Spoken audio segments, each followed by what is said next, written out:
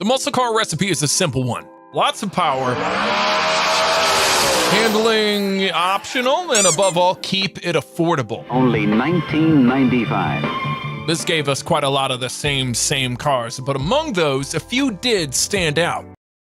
Out with the biggest bang that we have, the Tune to the Max 454. Dubbed the LS6, it officially produced the record-setting 450 horses and 500 twerks, which made the Super Chevelle the most powerful muscle car that you could just walk in and buy. Also, because it did a quarter mile in just 13.1 seconds, it was the quickest one too. There was more. The design went from sharp and sleek to big and blunt. Inside there were some nice bucket seats, and underneath, an upgraded suspension too. But my absolute favorite little detail is this hood flap, which lets in more cool air when you floor it. The king of muscle lasted for just 1 year, because starting in 1971, there'd be some new stricter emission regulations that would suffocate the mighty LS6. So Chevy just stopped offering it. Oh well, you know what they say. Better to go out when you're on top than to stick around and see yourself turn into a Mustang King Cobra. Look at me, I'm a snake. Buick GNX. During the latter half of the 1970s, the muscle cars were dead. Those emissions regulations combined with higher fuel prices and insurance rates have turned this into that. And it wasn't much better a decade later either. Sure, the hair was big, but the power, around 160 horses was the norm. As were the 0 to 60 times that took longer than it took me to come out of the womb. And the best that you could get was the Fox Body 5.0 with around 200 horsepower. Clearly, the displacement alone wasn't working out, so Buick thought of something radical. What if, for our badass muscle car, we use a V6, but with a turbo? I'll allow it.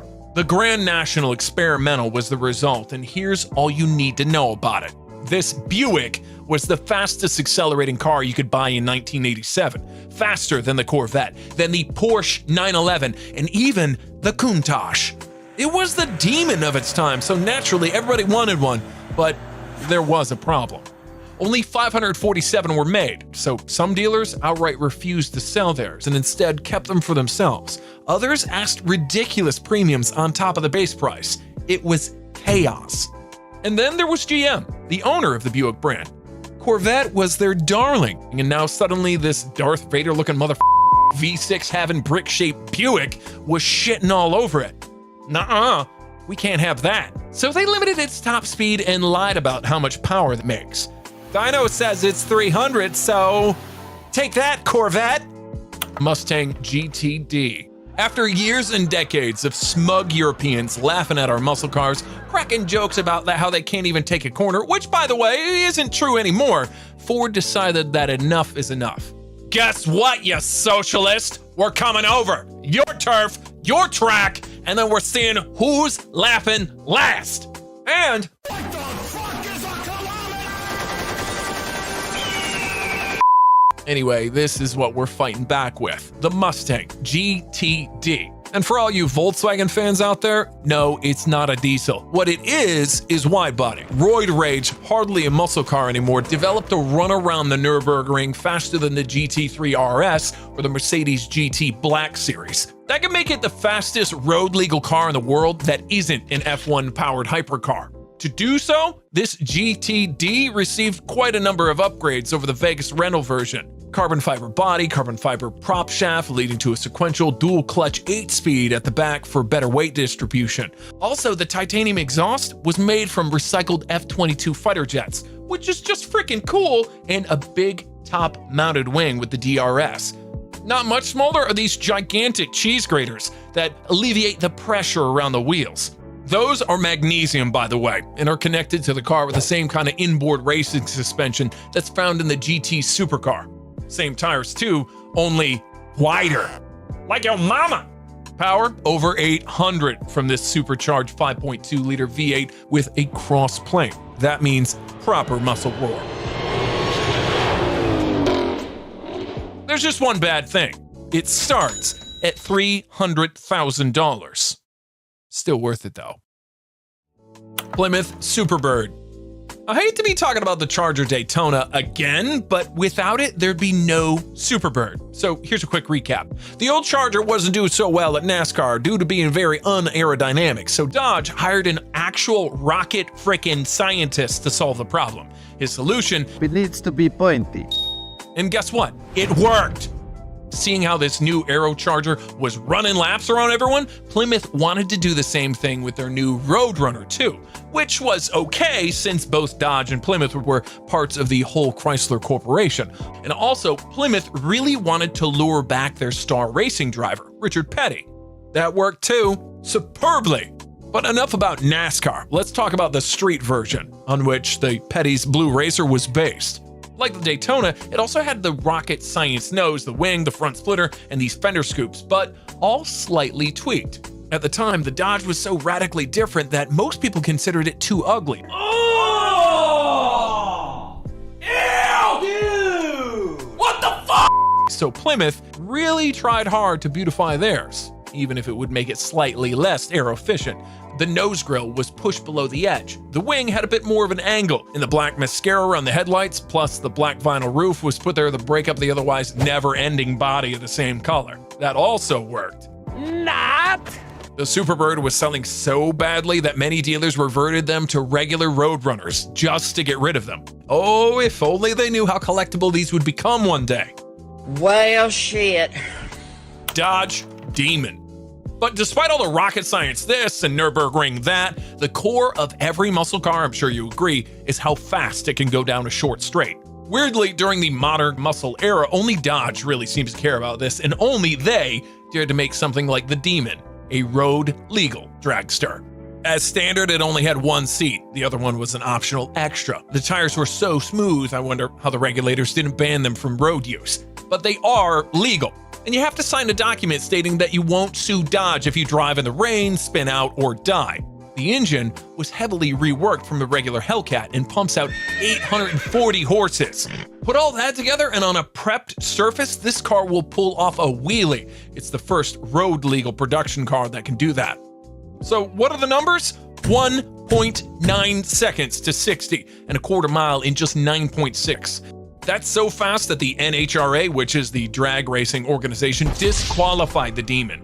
Cars that go under 10 must have a roll bar installed. And this Devil's Chariot didn't have one. Oh no! Anyway, let's brag about that. At first, sounds like a negative, but reality is it's really huge street credibility for this car. Mind you, this was all before Dodge came up with an even more powerful and faster Demon 170. That one was doing 8-second passes, so naturally it was banned too. For such speeds, you need to have a parachute installed. Imagine making a car that's too fast for drag racing. Twice. Mustang Boss 10-liter. You thought the 5.0 was badass? So how about one with double that engine? 10 liters of pure, naturally aspirated, undiluted girth. It's a one-off SVT Cobra made specifically to punch Chevy's John Moss in the face. He and John Coletti from Ford were kinda frenemies. Both real car guys trying to bring back proper muscle cars from the 80s slumber. And everything was fine until Moss arrived at Coletti's home with this 650 horsepower Camaro ZL1 show car. Really? You come to my house and threaten me? And so the work on this mythical 10-liter Mustang began. At first glance, it's not much different from the regular Cobra. The interior's the same, most of the exterior too, but those fat rear tires and hood bulge sure are a dead giveaway of what lurks from within. Thank you very much. Dead giveaway. An all aluminum 429 engine from the 1970s Boss, enlarged to 604 cubic inches, fitted with fuel injectors more powerful than a fire hose and sent to Roush to extract 855 horses and 800 pound-feet. Just look at that magnificent hunk of muscle. It even has valve covers shaped like apps. So, was it enough to beat the Camaro? Just barely. Both cars were destroying themselves with each run, but after a whole day of racing and fixing, Ford's best time was 10:55, while Camaro's was 10:77. Both could probably go faster, but hey, mission accomplished. Anyway, let's do the honorable mentions now. Can you guess these?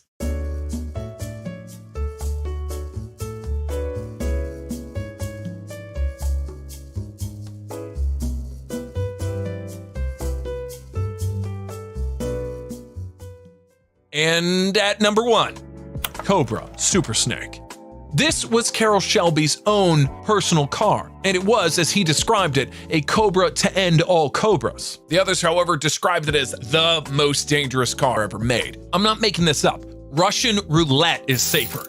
The SS here started as one of only 23 competition models, which already had way too much power for the chassis. But then, just to give you an idea what kind of nutcase Shelby was, he decided to supercharge it with not 1, but 2 blowers. Result? 800 horsepower. 800 in 1966, and in a body that weighs next to nothing.